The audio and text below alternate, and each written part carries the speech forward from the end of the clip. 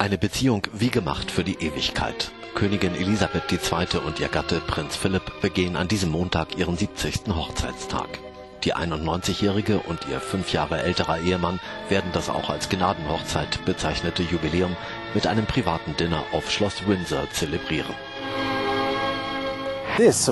Natürlich ist dieser Ehrentag eine Besonderheit im Leben der Queen und Prinz Philipp.